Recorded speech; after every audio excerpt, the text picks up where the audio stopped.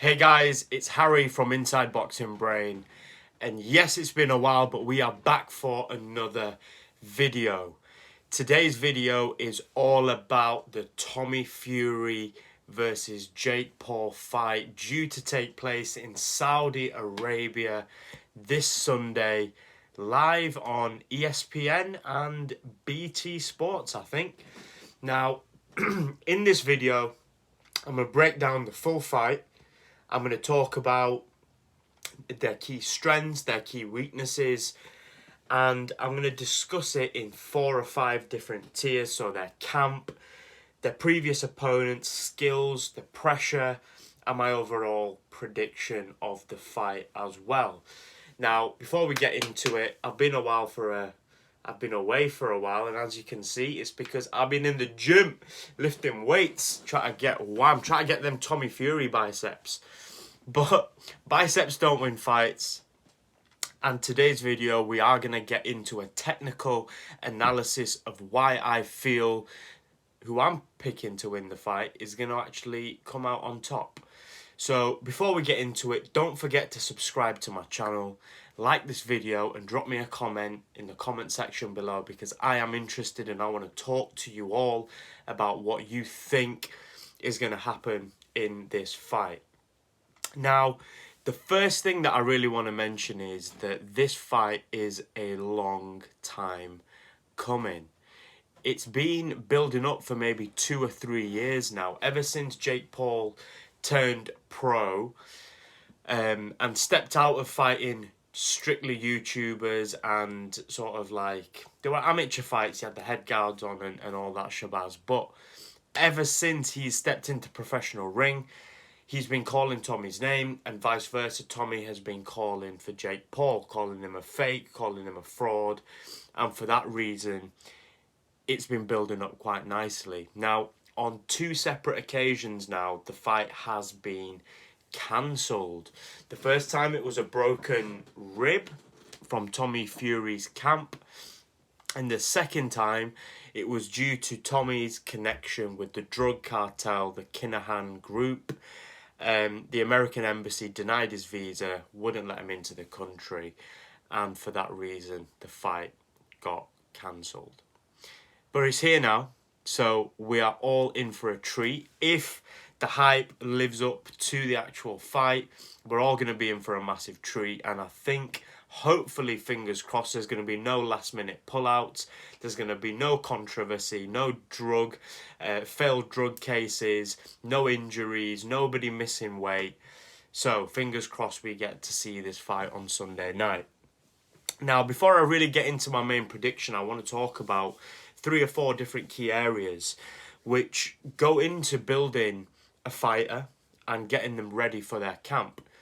Now, if you look at Jake Paul and you look at the setup he has around him, so the support structures, over the last 2 to 3 years, he's definitely invested a lot of his YouTube money into developing and building a solid team around him.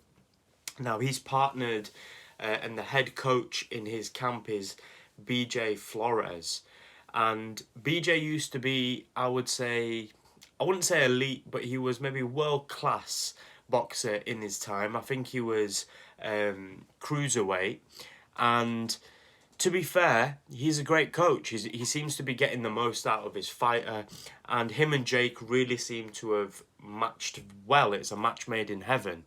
Because ever since they've been working together, Jake has been on this winning streak where he seems unstoppable. Now, we'll get into just how unstoppable he really is later on in the video, but he almost seems like he's just running through his opponents and nobody has got the skills or the speed or the technique, power, boxing prowess to really match him in the ring.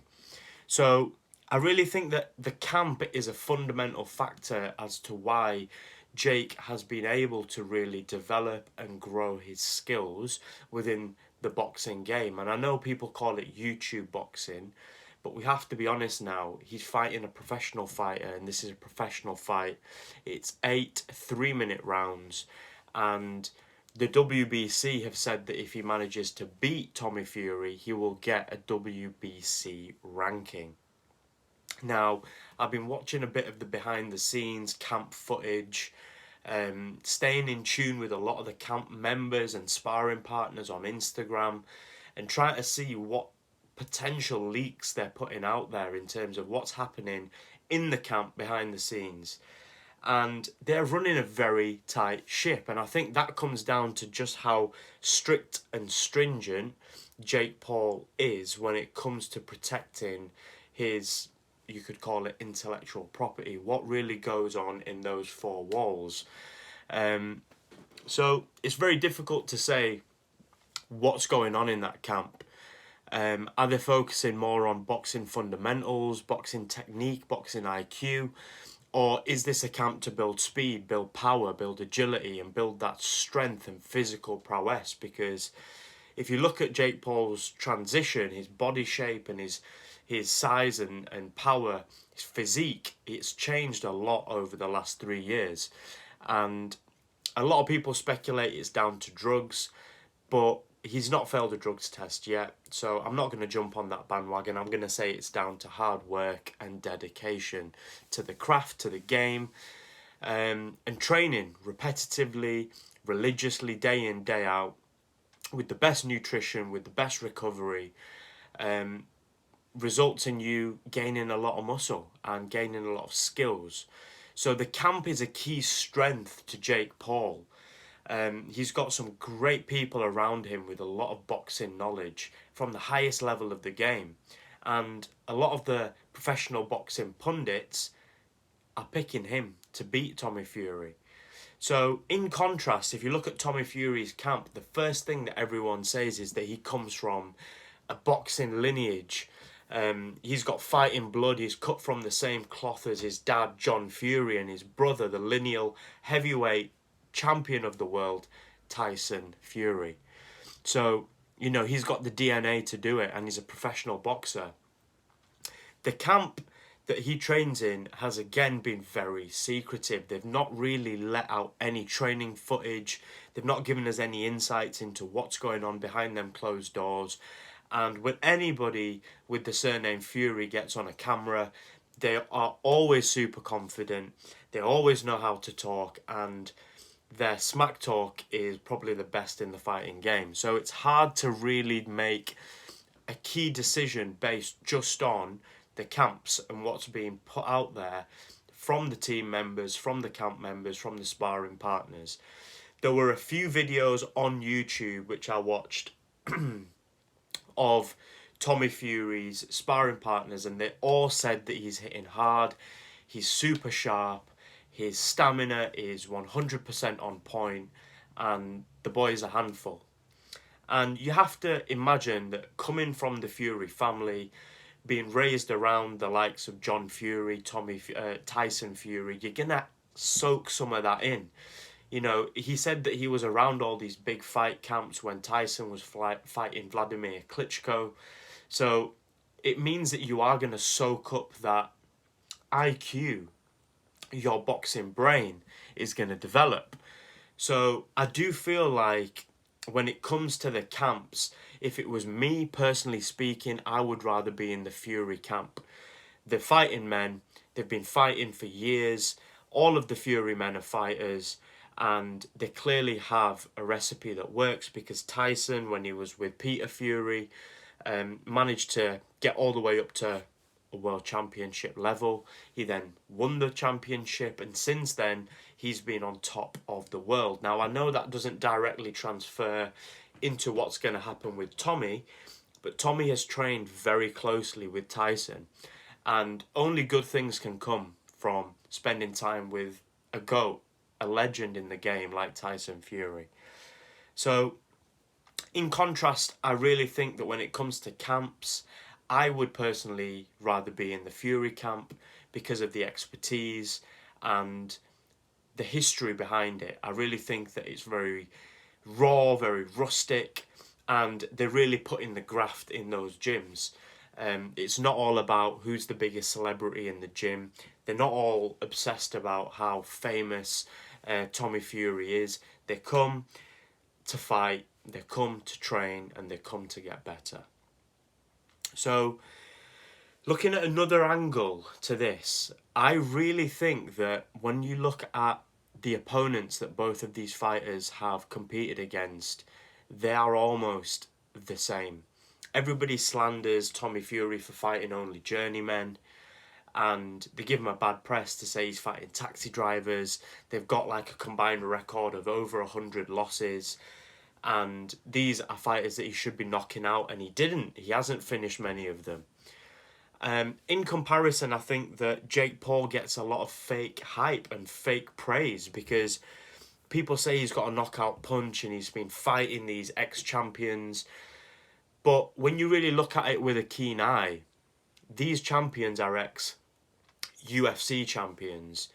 And boxing or stand-up fighting was not their primary concern. And even if you could say like Tyron Woodley was a strike artist, he wasn't a boxer. And punching in MMA or UFC is completely different to the stance and punching when you are boxing. Again, to add on that, Jake Paul's opponents are very old. Tyron Woodley was like 41, and, you know, Anderson Silva was nearly 50 years old. So to say that Jake Paul is elite because he's fought these ex-champions, yes, if he'd have fought them in their prime, you could say that that was an elite performance and you beat an elite fighter.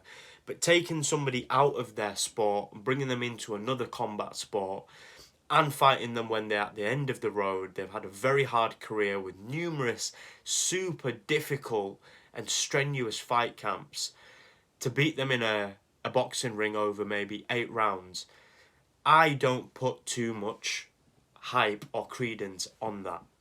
So I would say that they are level parred when it comes to opponents. They both haven't fought any real standout opposition that I would say, okay, this fighter over the other fighter has head and shoulders been in with the better opposition, more difficult tasks at hand, and has performed with more skilled or talented fighters.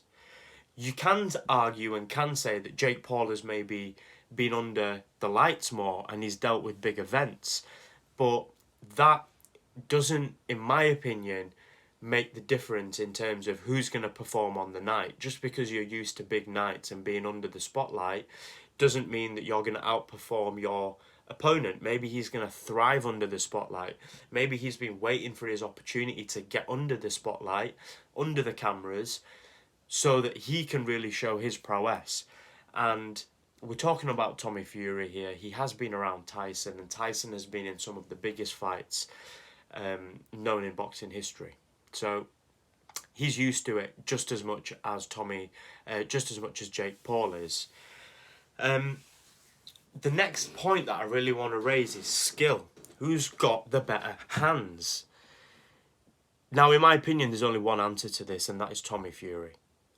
Tommy Fury has a much better boxing IQ. His boxing fundamentals are a lot better. His range of punching is head and shoulders above Jake Paul's. His movement, his measuring of distance, his timing, I think is head and shoulders above Jake Paul.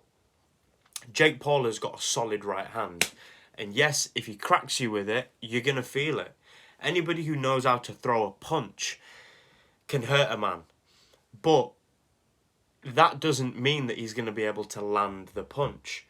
Now, in the context of this fight specifically, you have to say that Tommy Fury doesn't have the best of defence. Sometimes he does leave his chin up in the air and he gets caught with that overhand right because he tends to, in all of his fights, move to his left. Now, I think that that is just because he's comfortable moving to his left. But if the Fury camp is smart and they've planned this fight correctly, they will make sure that he's pivoting not only to the left but to the right, showing angles and keeping away from that one danger punch that Jake Paul has, which is the right hand. So skill for skill, I think there's only one horse in the race, and that's Tommy Fury. He's got a super good jab. It's super sharp, super powerful, super fast. He's got such a long wingspan as well that if he really wanted to, he could really stay on the outside and just jab Jake Paul's head off all night long. In terms of who's got a harder punch, I'd say that Jake Paul has got in terms of a one-punch knockout power, he's probably got the harder punch. But boxing, when you're fighting somebody who knows how to ride punches, knows how to tuck up, knows how to clinch and bring you close, I don't think that he's going to be able to land that one clean, crisp knockout punch. So it's going to have to come from an accumulation of punches. And yes, he does throw 3-punch combos, but you've got to be in range to hit your opponent. And if your opponent's not throwing anything back, it's very easy to let out 3-punch combos. Tyron Woodley threw like 8 jabs in the whole fight the first time they fought. And Anderson Silva, I think he only threw like 6 or 7 punches in the whole first round of their fight. So I really think skill for skill, you have to lean towards Tommy Fury, right? You have to say that he's the better boxer out of the two. Maybe he's not the better fighter, but in terms of boxing fundamentals, boxing IQ and a boxing brain, I can only say that Tommy Fury has definitely got more experience lacing up the gloves, biting down on the gum shield, and putting in them hard rounds. The pressure is definitely on Tommy Fury for this fight. He says that he's not under any pressure and it's going to be a walk in the park and he's fighting a YouTuber who's going to be light work, easy work. But there must be a lot of pressure. His father is an ex-pro boxer. His big brother is the lineal heavyweight champion of the world, undefeated. Now, to be beaten or to be called out by somebody who is a boxing novice, somebody who is an ex-Disney star, his entire career was built on YouTube, to even entertain the idea that I could lose puts a lot of pressure on a man. And I'm no professional athlete, so I can't say how that's going to make him feel. But if I was in his shoes, I would say that it must definitely be on the back of your mind that what if I lose? What if he catches me with a big shot? What if he manages to pull off the victory and I get humiliated in front of all of my fans, friends, and family? So I think the pressure is definitely on Tommy for this fight. There is no pressure on Jake. Jake is, according to his own book, taking a step up. He's fighting a professional boxer for the first time. He's fighting somebody who's younger than him. Somebody who is, from a boxing family. Somebody who has come from a boxing lineage. So for him, it's all a case of if he loses, he can put his hands up and go, oh yeah, I lost to the better boxer, much more experience. Whereas on the flip side of that coin, if Tommy loses, he can't fall back on that. So they're just a few of the key points that I wanted to talk about before I give my official prediction and breakdown. Now, to jump into it, I have to say that I am super excited for this fight and I am going to buy the pay-per-view and I'm going to watch this fight live because I've been one of those people who's been following the hype, following the build-up for as long as I can remember.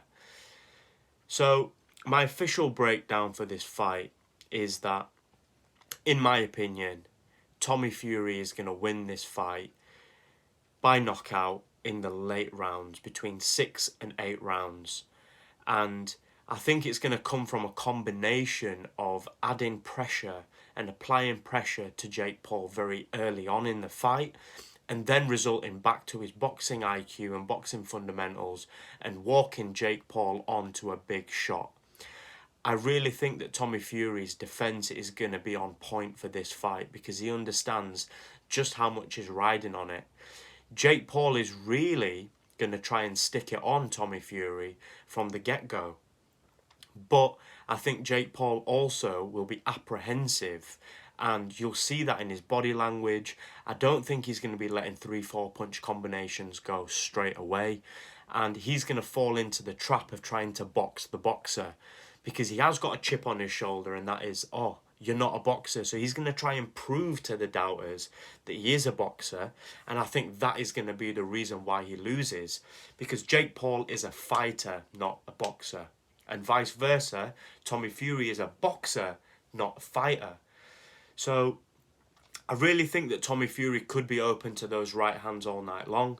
But if he keeps his right hand up and he tucks and he pivots and he keeps that jab firing out, I really think that Jake Paul's going to struggle to find the distance and land. And he's going to get tired because cardio is definitely not a strong point for Jake Paul. And then Tommy's going to catch up with him. And I think the uppercut, left hook, right hand are going to be the three most crucial knockout blows in this fight for Tommy Fury. But the one and the most important punch of this fight, and what's going to win it for Tommy Fury, is the jab. Pinging that jab out constantly in Jake Paul's face, feinting it, and then pinging a double jab out, followed by a right hand, pivot to your right, staying away from the danger punches. I think the game plan is going to see him through, and contractually, I think it's going to line them up for a massive rematch, because there's only one rematch clause in this fight, and that is for Jake Paul. So guys, that's my official breakdown. I hope you enjoyed the video. We're going to be back for a lot more content. I have been away for a while, and as I mentioned, it's been because I'm trying to get in the gym, I'm trying to get fit, I'm trying to get healthy and active. I've missed speaking to everyone, I've missed doing this content. I love boxing with a passion. We are still going to do our giveaway. Thank you to everybody who's messaged me directly to ask where I've been. The giveaway, we're going to do it as soon as we hit 1,000 subs. I'm not chasing the numbers, but I'd really love to get to that 1,000 subs. So whether it takes us a week, whether it takes us a month, whether it takes us a year, we're going to keep working towards that goal. And once we hit it, we're either going to give you £300 worth of boxing gifts and goodies, or we can send you £300 worth of vouchers so that you can buy exactly what you want with the money yourself. Don't forget to subscribe to my channel, guys. It's Harry from Inside Boxing Brain. Boom! You already know what it is. We're going to be back for another video very soon.